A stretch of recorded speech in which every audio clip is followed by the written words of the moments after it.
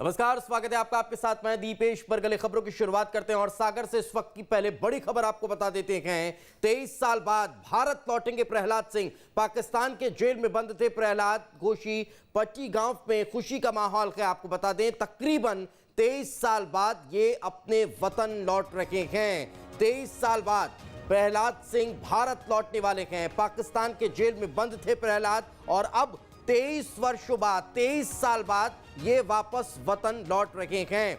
23 साल बाद भारत प्रहलाद लोधी लौटने वाले हैं। ये बड़ा अपडेट इस वक्त हम आपको दे रहे हैं।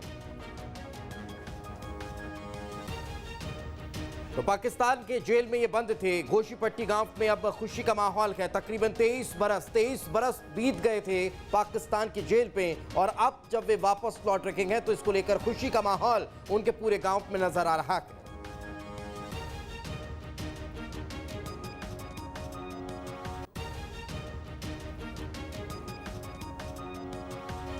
तो बड़ी खबर इस वक्त हम आप तक पहुंचा रखे हैं सागर से। इस वक्त की बड़ी खबर, पाकिस्तान जेल में तकरीबन 23 साल से बंद शख्स जब वापस अपने वतन लौट रहा है, देश लौट रहा है, तो फिर खुशी का माहौल है। पाकिस्तान के जेल में ये बंद थे और अब 23 बरस बाद जब वे वापस लौट रहे थे, घोशी पट्टी गांव जो उनका गांव है, वहां खुशी का माहौल है। आपको बता दें प्रहलाद सिंह इनका नाम है और ये प्रहलाद सिंह तकरीबन 23 वर्षों से पाकिस्तान के जेल में बंद थे, जिनके वापस वतन लौटने के बाद अब खुशी का माहौल है।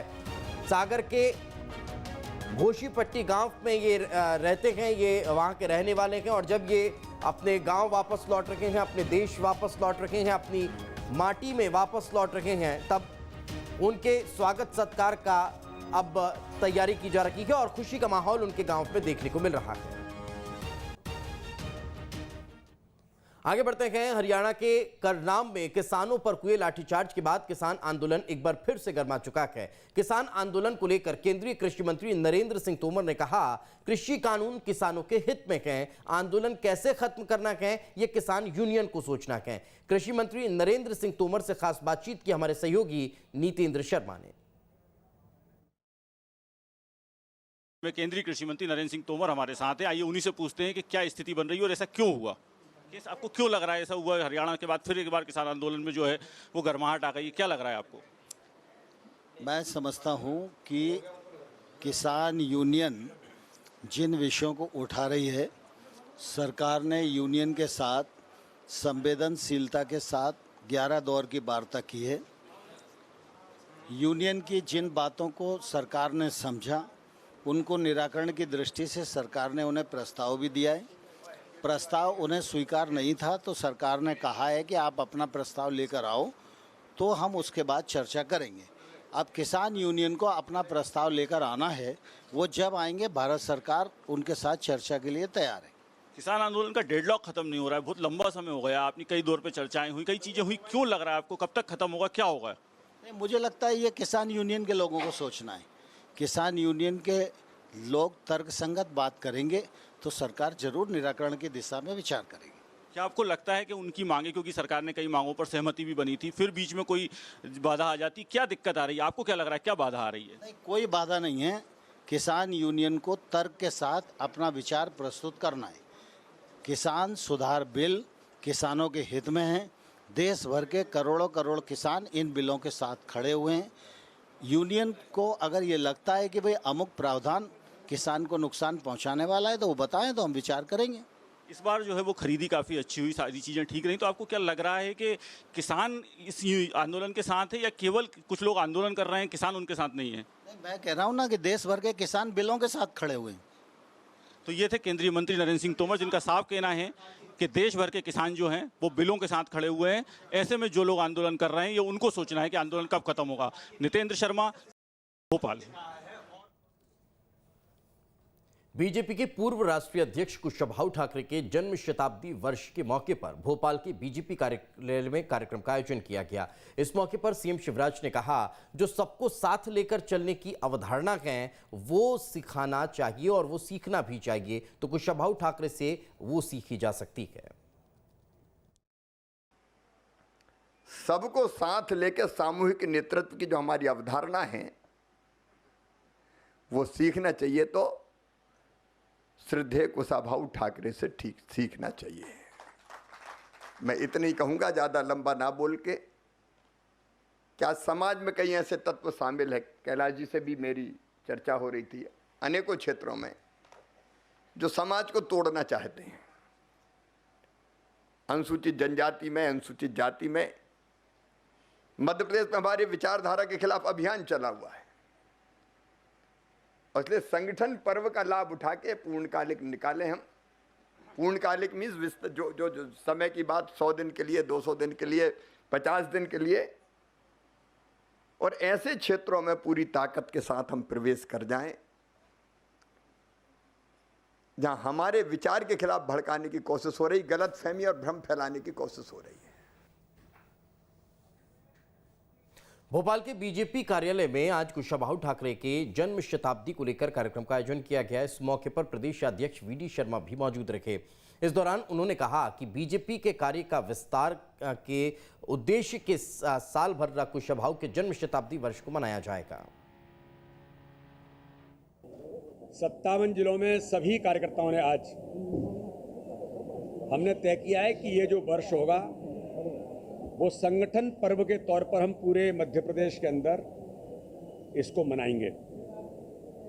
जन्म शताब्दी वर्ष का जो ध्येय वाक्य है कि संगठन गढ़े चलो, साथ में ही जो हमारा उद्देश्य है भाजपा के कार्य का विस्तार और संगठन सुदृढ़ीकरण, इस उद्देश्य को लेकर के वर्ष भर भारतीय जनता पार्टी के कार्यकर्ता प्रत्येक बूथ लेवल तक अपने काम के विस्तार और काम के सुदृढ़ीकरण के साथ सर्वस्पर्शी और सर्वव्यापी हमारा जो कंसेप्ट है उस पर हम पूरे मध्य प्रदेश के अंदर भारतीय जनता पार्टी का ये काम श्रद्धेय कुशाभाऊ ठाकरे जी के जन्म शताब्दी वर्ष को इस रूप में हम मनाएंगे।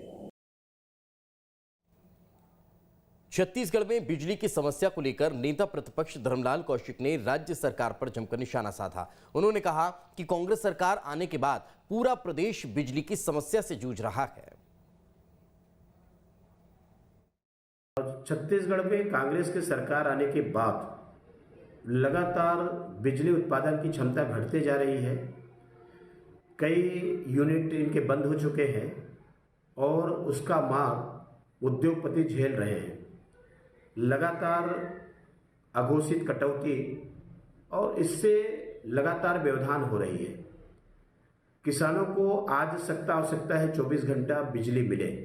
अकाल की स्थिति निर्मित है, पानी की कमी है। नरसिंहपुर के तेंदुखेड़ा के थाना प्रभारी का वीडियो वायरल हो रहा है, जिसमें थाना प्रभारी कुछ लोगों को धमकी देते दिखाई दे रहे हैं। बताया यह जा रहा है कि पुलिस की टीम रेत के अवैध खनन को लेकर गिरफ्तार करने गई हुई थी।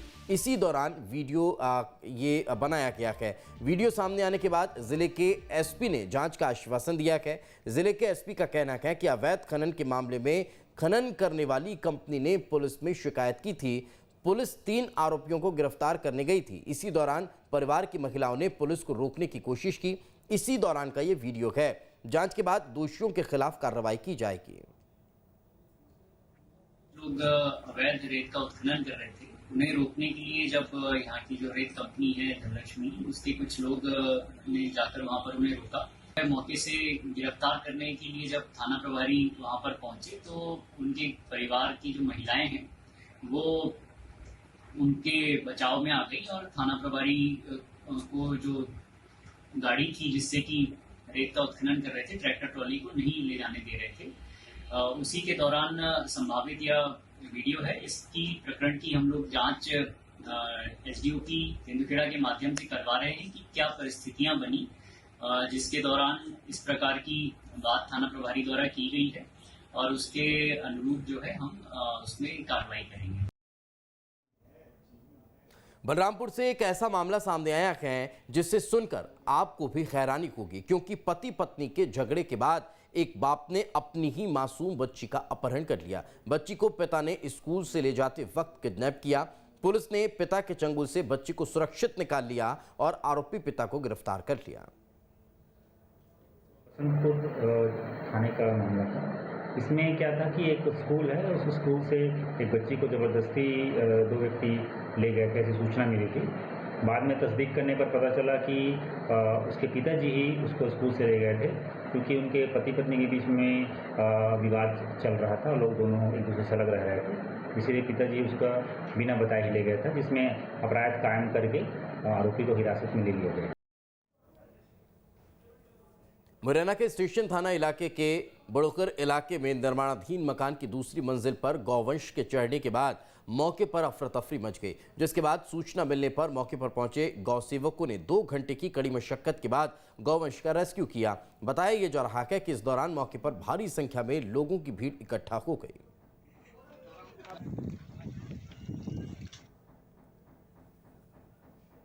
नागपुर में डेल्टा वेरिएंट के मरीज मिलने के बाद छिंदवाड़ा में प्रशासन ने अलर्ट जारी कर दिया है। हालात ऐसे हैं कि महाराष्ट्र और मध्य प्रदेश के बॉर्डर पर सख्ती शुरू कर दी गई है और जांच भी अब तेज की जा रही है। नागपुर इतवारी से हर रोज ट्रेनों का संचालन हो रहा है और बड़ी संख्या में यात्री छिंदवाड़ा आ रहे हैं। हालांकि प्रशासन तीसरे वेव का सामना करने के लिए तैयारियां पूरी होने का दावा कर रहा है। साथ ही ग्रामीण इलाकों के अस्पतालों में छोटे बच्चों से लेकर बड़ों के स्वास्थ्य सुविधा की भी तैयारी की गई है। जहां जहां जितनी संख्या निर्धारित की गई थी वहां पे भी पीडियाट्रिक वार्ड भी तैयार किए गए हैं और जितने मैक्सिमम ऑक्सीजन बेड संभव है फिलहाल उसकी तैयारी पहले से ही है। ऑक्सीजन को लेके भी यहाँ उपलब्धता ठीक ठाक रह जाती है। पीएसए प्लांट की स्थापना का कार्य भी चल रहा है। सिविल वर्क कंप्लीट हो गया है। पांडुर्ना में मशीन प्राप्त भी हो गई है। आपने अनिल कपूर की फिल्म मिस्टर इंडिया तो देखी होगी, जिसमें अनिल कपूर गायब हो जाते हैं। मुंगेली में भी कुछ ऐसा ही हो रहा है। यहाँ ग्राम अचानकपुर के शासकीय प्राथमिक शाला के शिक्षकों को भी मिस्टर इंडिया की तरह जादू आता है। शिक्षक साल में केवल 2 ही दिन दिखाई देते हैं, बाकी दिन यहाँ से गायब रहते हैं और किसी को कोई खबर तक नहीं होती। मुंगेली में शिक्षा व्यवस्था का बुरा हाल। साल में 2 बार स्कूल आते हैं शिक्षक। गुरुजी को नहीं, बच्चों के भविष्य की चिंता। ऐसे पढ़ेगा इंडिया तो कैसे बढ़ेगा इंडिया। आज ये हाल है अचानकपुर के शासकीय प्राथमिक शाला का। यहाँ स्कूल तो खुले हैं, लेकिन बच्चों को पढ़ाने वाला कोई नहीं है। बच्चे रोजाना कॉपी किताबें लेकर स्कूल पढ़ने आते हैं, लेकिन स्कूल में खेल कूद करके शाम को घर लौट जाते हैं। क्या स्कूल क्या घर, बच्चों के लिए सब एक सा है। बच्चे तो रोज अपनी जिम्मेदारी निभाते हैं, समय से स्कूल पहुंच जाते हैं, लेकिन जब शिक्षक ही गैर जिम्मेदार हैं तो भला इन मासूमों का क्या कसूर। शिक्षकों को इन मासूमों के भविष्य की तनिक भी चिंता नहीं है। तभी तो शिक्षक 15 अगस्त और 26 जनवरी के दिन ही केवल स्कूल आते हैं, ध्वजारोहण करते हैं और फिर घर लौट जाते हैं। टीचर आते नहीं, रेगुलर आते कि नहीं? आते 3 महीना में 1 दिन आहे, नहीं 6 महीना में आते और 15 अगस्त तक दिन आए रही से और आते 60 जन बच्चा ला गुटका बर भेजे रही। अच्छा, हाँ तो तुम गुटका लेकर आता फिर? नहीं नाना भी बोलते हैं, नाना नहीं तो मार दूं बोलते लाठी। हैरानी की बात यह है कि शिक्षक साल भर स्कूल नहीं आते और अधिकारियों को इसकी भनक तक नहीं है।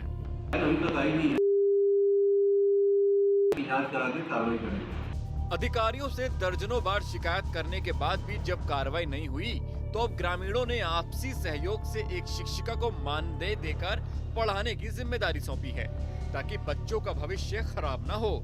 लेकिन बड़ा सवाल है कि हजारों रुपए हर माह वेतन लेने वाले शिक्षक अपनी जिम्मेदारी कब समझेंगे। सवाल ये भी है कि ऐसे लापरवाह शिक्षकों के खिलाफ कार्यवाही क्यों नहीं होती।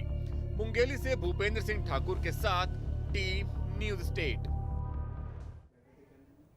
छत्तीसगढ़ के बीजेपी प्रदेश अध्यक्ष विष्णुदेव साय ने कांग्रेस पर जमकर निशाना साधा। उन्होंने कहा कि कांग्रेस में अंतर कलह है और ये पार्टी डूबती नैया की तरह है। साथ ही ये भी कहा कि पार्टी के कई अच्छे नेता दूसरी पार्टियों में शामिल हो रहे हैं। नेताओं को लगने लगा है कि कांग्रेस की नैया डूब सकती है, इसलिए वो पार्टी छोड़कर दूसरी पार्टियों में जा रहे हैं।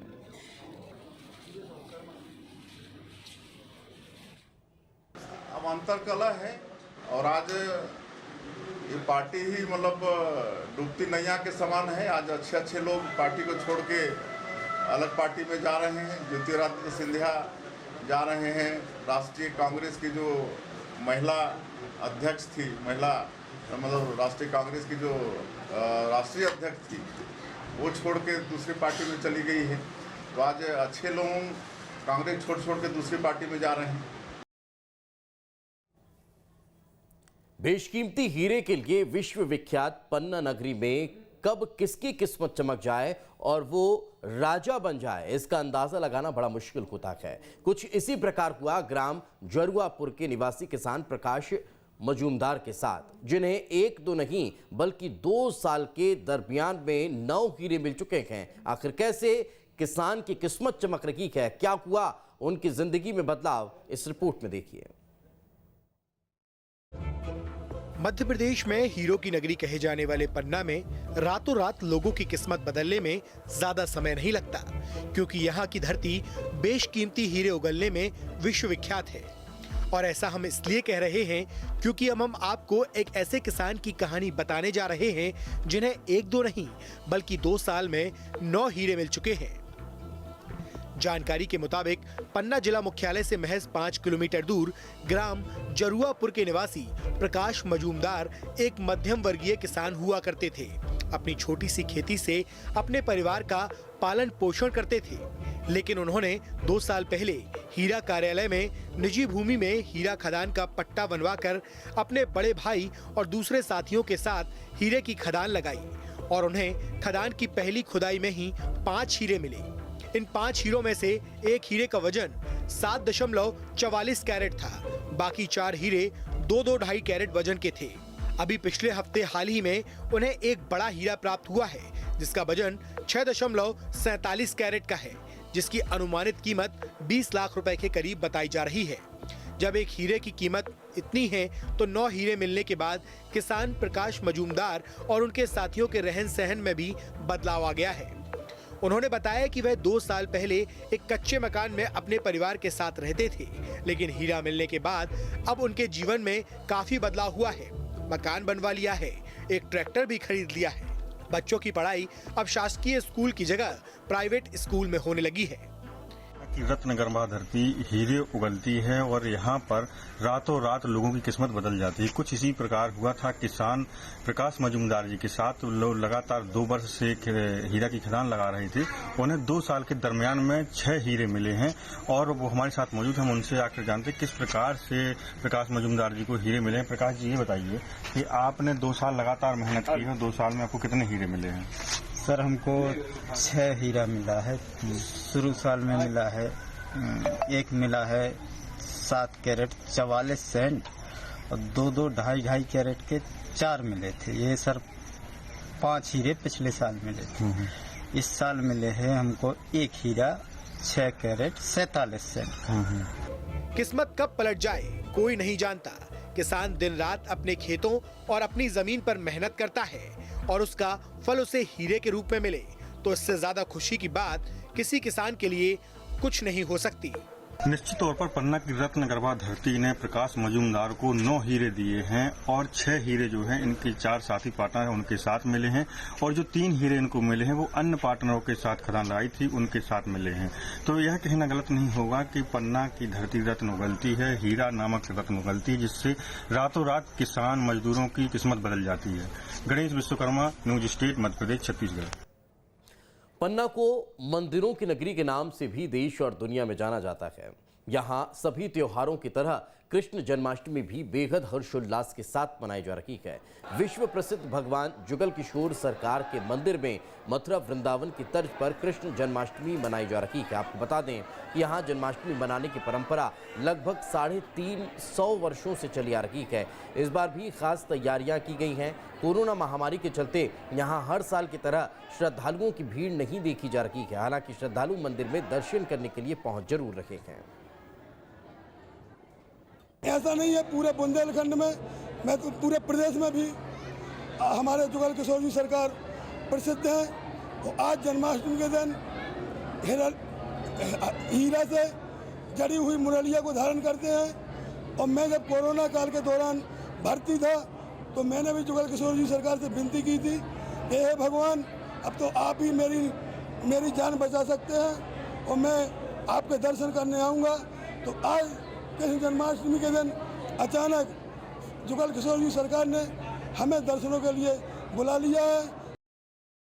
आज समूचे देश में श्री कृष्ण जन्माष्टमी की धूम है। ऐसे में पन्ना नगर में भी भगवान श्री कृष्ण का जन्मोत्सव बड़े धूमधाम से मनाने की करीब 350 वर्ष पुरानी परंपरा है। यहाँ पर भगवान जुगल किशोर सरकार का मंदिर है और यह मंदिर इतना प्रसिद्ध है कि यहाँ पर जो है समूचे बुंदेलखंड सहित पन्ना जिले एवं आसपास के जिलों के लोग श्री कृष्ण जन्माष्टमी के दिन भगवान की एक झलक पाने के लिए पहुँचते हैं।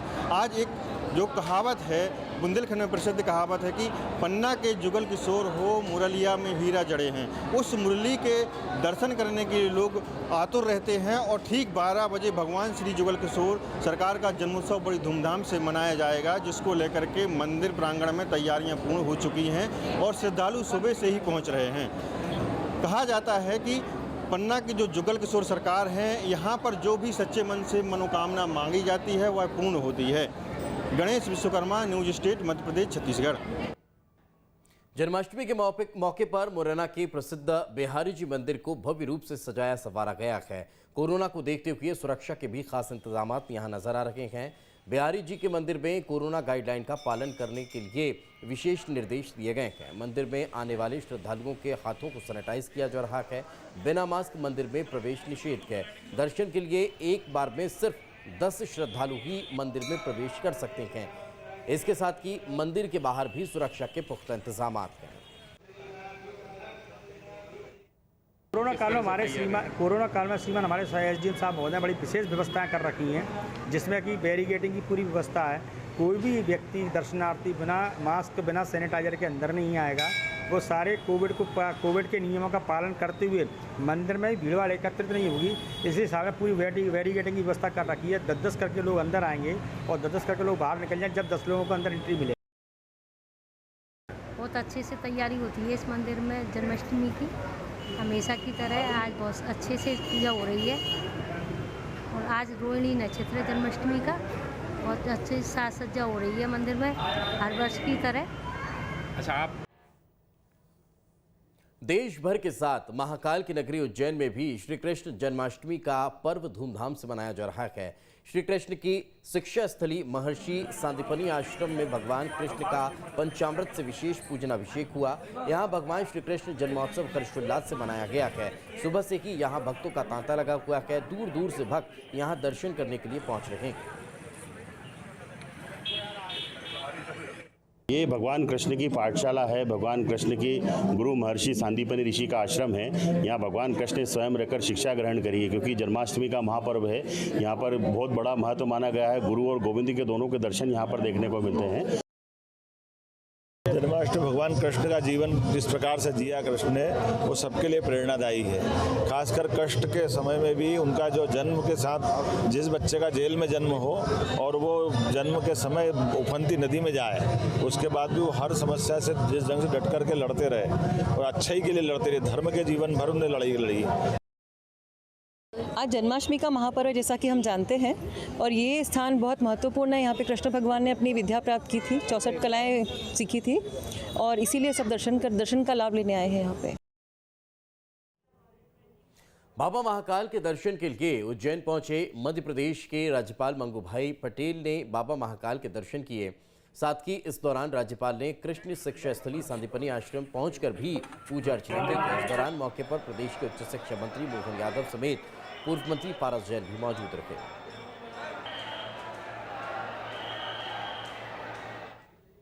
उज्जैन में जन्माष्टमी के मौके पर राष्ट्रीय स्वयंसेवक संघ के स्वयंसेवकों की ओर से कार्यक्रम का आयोजन किया गया। इस दौरान महाकाल मंदिर के पास स्थित माधव सेवा न्यास के भारत माता मंदिर परिसर में स्वयंसेवकों की ओर से बांसुरी व शंख वादन की अनूठी प्रस्तुति दी गई।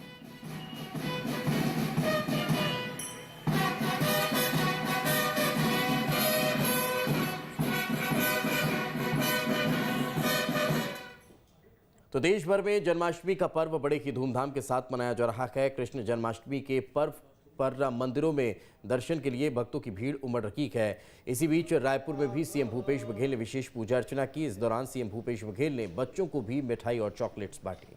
ओम बलि राजा दानवेंद्र महाबला तेता प्रतिबंधना में रक्षे महाचला महाचला पुण्यांते रक्षबंधन येने रक्षण समाचरे सदोसेतम सम। देश भर में जन्माष्टमी की धूम देखने को मिल रही है। कृष्ण जन्मोत्सव के मौके पर मंदिरों में विशेष साज सज्जा देखी जा रही है। विशेष तैयारियां कृष्ण जन्मोत्सव को लेकर की गई है। सुबह से ही मंदिरों में भक्तों का तांता लगा हुआ है और छत्तीसगढ़ के मुख्यमंत्री भूपेश बघेल भी सुबह मंदिर पहुंचे और विशेष पूजा अर्चना की।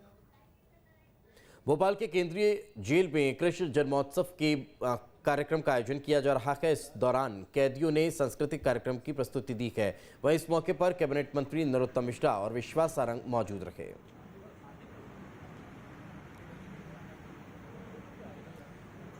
तो केंद्रीय जेल में भी कृष्ण जन्मोत्सव की धूम देखी जा रही है। केंद्रीय जेल भोपाल में खास कार्यक्रम का आयोजन किया गया है और ठीक रात 12 बजे भगवान श्री कृष्ण का प्रकटोत्सव मनाया जाएगा, जन्मोत्सव मनाया जाएगा। इस दौरान कार्यक्रम का आयोजन किया गया और गृह मंत्री नरोत्तम मिश्रा और मंत्री विश्वास सारंग इस कार्यक्रम में शिरकत करने पहुंचे।